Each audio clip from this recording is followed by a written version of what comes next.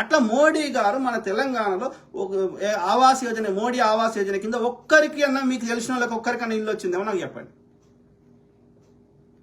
పోనీ ఆయుష్మాన్ భారత్ కింద ఒక్కరికన్నా బిల్లులు కట్టిందేమో నాకు చెప్పండి. మరి పేపర్ మీద ఉన్నాయి ఫండ్స్ రిలీజ్ చేస్తున్నారు, పేపర్ మీద రాసుకుంటారు ఇచ్చినామని, మరి ఇస్తే రావాలి కదా. అంటే పేపర్ మీద రాసేది ఎందుకంటే ఫండ్స్ రిలీజ్ చేయడానికి, కానీ అది ఇస్తలేరు. వాళ్ళే తింటున్నారు, బ్రాహ్మణులే తింటున్నారు. అర్థమైందా? సో ఆ క్రమంలో ఏమంటున్నా, గోద్రా అల్లర్లు, మణిపూర్ల మంటలు, కార్గిల్ యుద్ధము, భీమేగావ్, కోరేగావ్, ముంబై దాడులు, పార్లమెంట్ మీద దాడి, కార్గిల్ యుద్ధము, కాశ్మీరీ పండితుల మీద దాడులు, గోద్రా అల్లర్లు, మణిపూర్ హిజాబ్ గొడవలు, పండ్ల వ్యాపారం మీద దాడులు, సర్జికల్ స్ట్రైక్లు, బిపిన్ రావత్ మరణాలు, గుళ్ళు కూల్చడాలు, ముస్లిం మహిళల మీద హోలీ పూసుకోమనుడు, చర్చిల ముందుకు పోయి, మసీదుల ముందుకు పోయి జై శ్రీరామనుడు. ఇవన్నీ ఎవరు ఎందుకు చేయాలి? ఏం అవసరం? నీకు నచ్చిన రాముని గుళ్ళ నువ్వు జై శ్రీరామ్ అనుకో, వాళ్ళకి నచ్చిన మసీదులో వాళ్ళు జై అల్లానో ఇంకేమో అనుకుంటారు అనుకోని. వాళ్ళు అల్లా అంటే నాకు వచ్చే నష్టం ఏంది? నన్ను శ్రీరామ్ అంటే వద్దంటలేరు కదా వాళ్ళు. కానీ వాళ్ళ మసీదు ముందర పోయి నువ్వు జై శ్రీరామ్ ఎందుకు అనాలి? ఎందుకు ఈ విభజన తేవాలి? ఎందుకు ఈ యొక్క విద్వేషాన్ని నింపాలి? వాళ్ళని కొట్టి నువ్వు ఎందుకు నువ్వు రాక్షస క్రీడను అనుభవించాలి? అది హిందుత్వంలో ఉందా అట్లెక్కడన్నా? పరమత స్థానం పాటించమన్నాం, ఓం శాంతి శాంతి శాంతి అని శాంతి మంత్రం చెప్పినాం. ఈ రాక్షస క్రీడ చేయలేదే, ఇది హిందుత్వం కాదు. అందుకే నేనేమంటున్నా, హిందుత్వం వేరు, ఈ యొక్క బీజేపీ ఆర్ఎస్ఎస్ ఈ యొక్క విధ్వంసం వేరు. అర్థమైందా? వాడిది సనాతన ధర్మం అని చెప్తాడు, అది సనాతన ధర్మం కాదు, బ్రాహ్మణ అధర్మం. ఓకే, దాని హిందుత్వం కాదు. హిందుత్వం అంటే మీరు హిందుత్వం గురించి మీరు కావాలంటే చదవండి, ఓకే, చరిత్రని.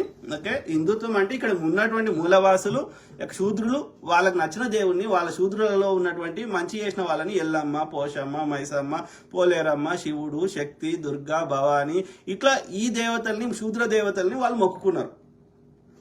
ఈ ఆరుడు తెచ్చిన వాళ్ళని మొక్కలే, తెల్లతోలు ఉన్న వాళ్ళని మొక్కలే. శూద్రదేవులు అందరూ అలానే ఉండేవారు.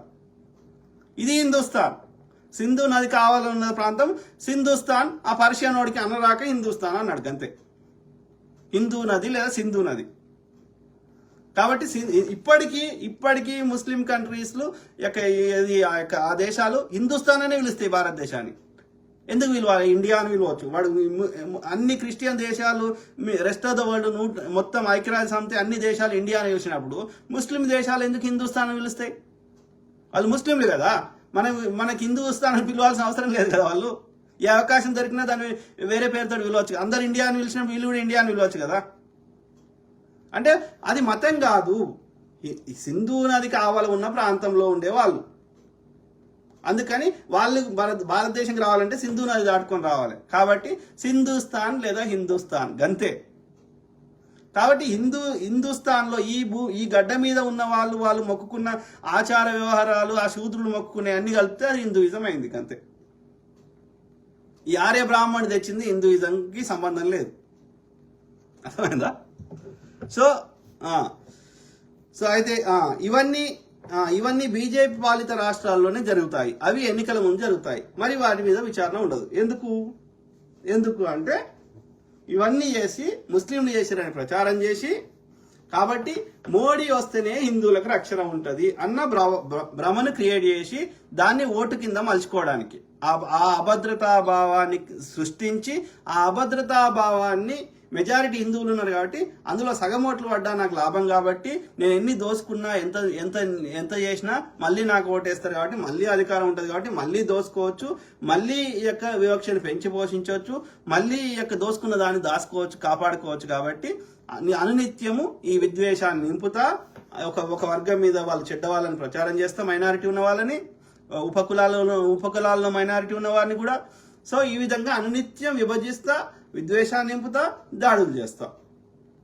అర్థమైందా? అది వాడి ఫిలాసఫీ. ఎందుకంటే వాడు చేస్తే మంచి చేస్తే దోసుకోలేడు కాబట్టి చేయడు. వాడు చేసి చెప్పుకోవడానికి ఏం లేదు. కాబట్టి this is their ideology and strategy. Okay, ఎందుకంటే నేనే రాసుకున్నా, బీజేపీ బ్రాహ్మణుడు గెలవలేడు, మంచి చేసిన చరిత్ర లేదు, అంతా నీచపు చరిత్రనే.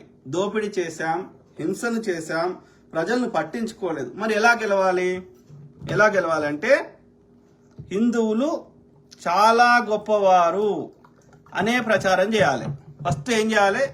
హిందువుల యొక్క మనసు గెలుచుకోవాలంటే హిందువులంత గొప్పవాళ్ళు లేరు, you are the greatest person, హిందువులు చాలా గొప్పవారని ఫస్ట్ ప్రచారం చేయాలి.